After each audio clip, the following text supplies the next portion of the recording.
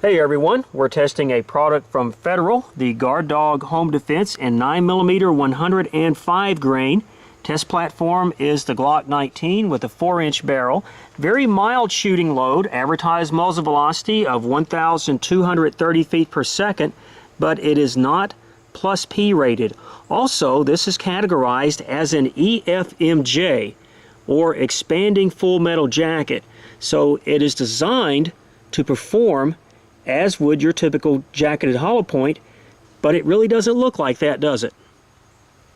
On the outside, it looks like an FMJ. When you slice off the top, as I did with a hacksaw, it's designed like a JHP. The top, by the way, under a micrometer came in at 3/100 of an inch in thickness, so it's very thin there on the top. But if you look carefully, there are 6 serrations cut along the inside of this jacket. The blue is polymer, plastic, and there's lead underneath that. So when this hits a soft target, it is designed to expand, and we're going to see some examples of that. I am giving you 3 tests in this video. First is going to be water jugs, then we're going to have sheetrock with ballistic gel and some denim over that, and then the third test is simply ballistic gel with 4 layers of denim.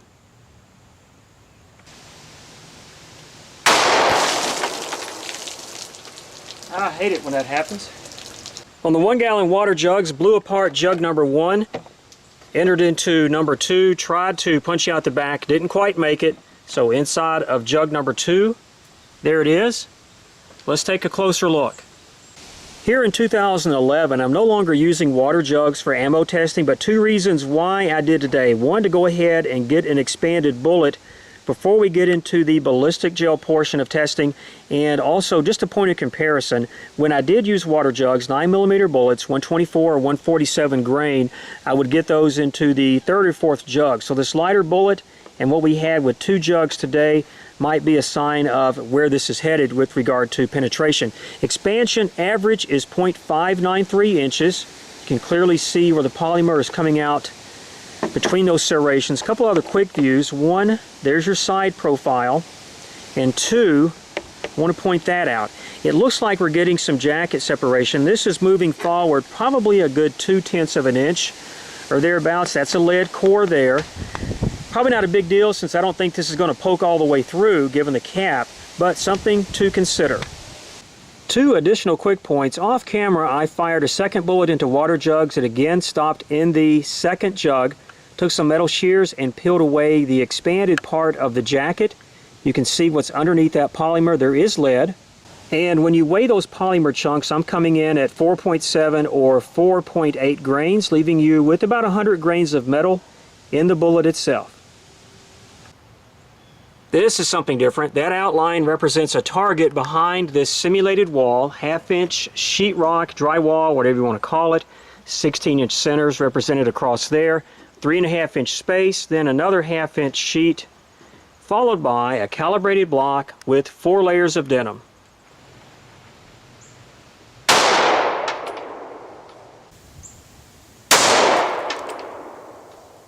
I needed to go low on that as opposed to high, so that's a good sign. Blew it out the back.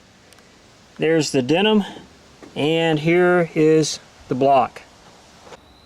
It's interesting to see how this media responds to a bullet that has already expanded prior to entering the media and distributed quite a bit of its energy at the outset. So we're just simply passing through here, and one thing that is missing is this stretch cavity that we typically see because the simulated wall took the brunt of that. So it's just simply passing through here. It's not really doing a lot of damage compared to other bullets that I would see, but again, it's just trying to ride out the storm, and it's not going that far. By the way, this opening is something I just cut out. It's not a result of the shot itself. The leading edge of the bullet, I'm going to put it at 9 1/8, 9.125. Has some expansion. Let's take it out and get a closer look.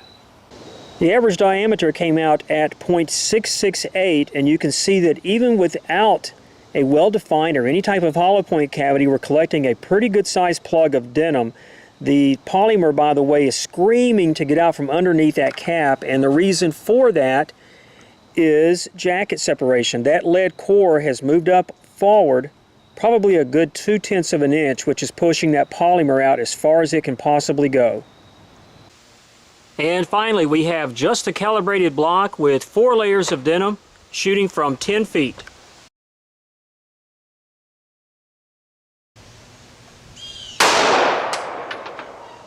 To my way of thinking, the results of this test are especially important because this is the threat. This is what you're trying to stop. Now this is the left side of the track. As I was cutting through the block, we start to see some expansion here. This stretch cavity is about 3/4 of an inch wide.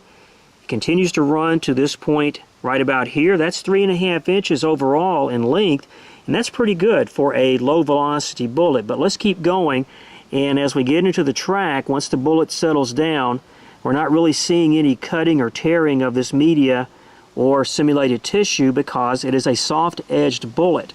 So keep that in mind. So at the 7-inch mark, and how about that? A little bit early, isn't it? 8 3/4 inches.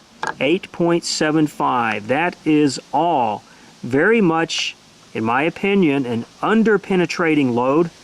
Your typical 9mm JHPs are going to go much further than that. In fact, this is coming in less than the 380s that I've been testing. This really is not a good thing, and it also picked up just a tad bit of denim on the way, but obviously did not impact the expansion.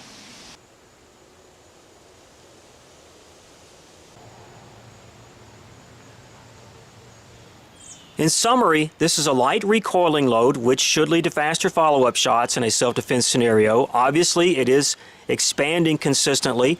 That expansion means it's probably less likely to overpenetrate in a drywall scenario compared to conventional jacketed hollow points.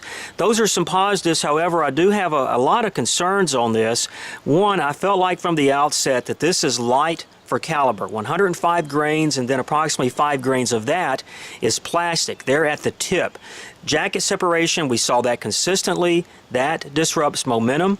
The lack, obviously, of cutting edges because you have polymer versus metal there at the expansion point.